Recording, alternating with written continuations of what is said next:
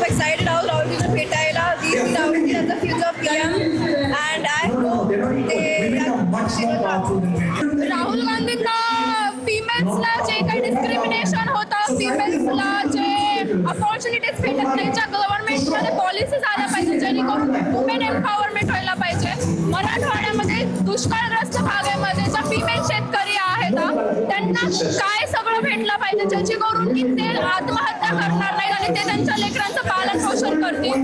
मराठवाड्यामध्ये किंवा भारतामध्ये कुठेही तळागाळातल्या ज्या लेकरं आहेत फिमेल स्पेशली त्यांच्यासोबत अन्याय होता तो नाही झाला पाहिजे.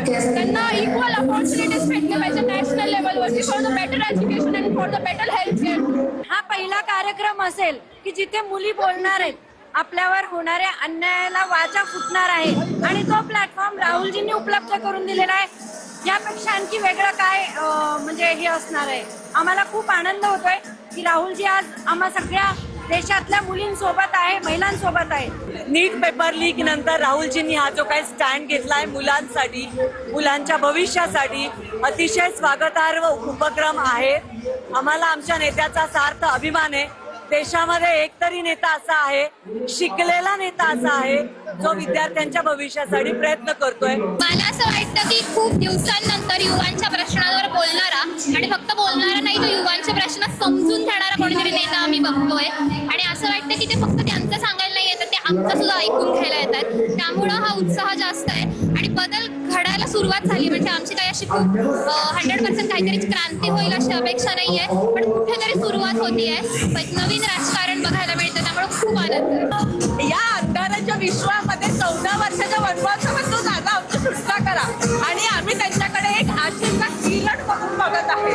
त्यांना फुल सपोर्ट आहे आमचा आणि आता मोदी शहाला उत्तर द्यावं लागेल आणि ही गादी तुम्ही रिकामी करा.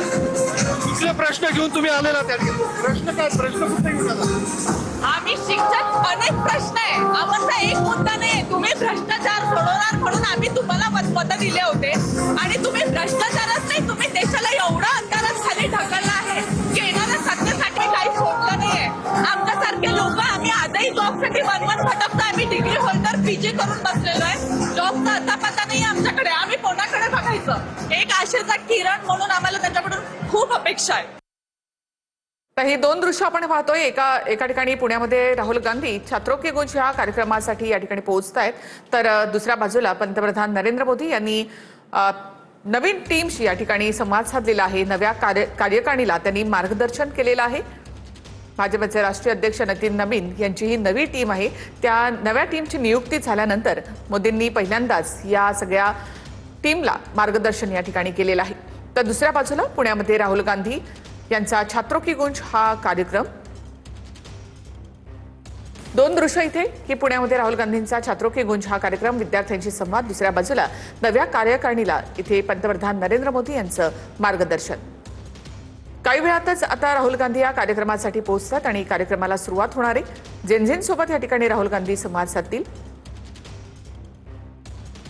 शिक्षित ह्याची गरज आहे. राहुल गांधी जे आमच्यासाठी करू शकतात पोरींसाठी हे सगळं, त्यासाठी आम्ही राहुल गांधींना सपोर्ट करायला आलो की आम्हाला असं वाटतं की ते आमचे प्रॉब्लेम सॉल्व्ह करू शकतात. सगळे प्रॉब्लेम सॉल्व्ह होतील म्हणजे आणि सुशिक्षित नागरिक आम्हाला व्यवस्थित म्हणजे ते आमचे प्रॉब्लेम समजून घेण्यासाठी इथं आलेले आहेत. त्यामुळे या सावित्रीच्या लेखी सगळ्या गोळ्या झालेल्या आहेत.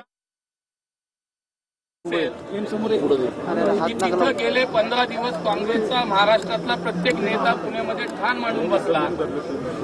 प्रदेशाध्यक्षापासून सगळे खासदार आमदार पुण्यामध्ये माणसं गोळा करण्यासाठी येऊन बसले आणि 2 दिवस तुमच्या सगळ्या चॅनेलवरती आम्ही पाहतोय की किती पैसे दिले जातात, किती पैशाची ऑफर केली जाते आणि पैसे आणून तिथे लोक जमा करण्याचा प्रयत्न काँग्रेसची मंडळी महाराष्ट्रातली सगळी लोक करतायत.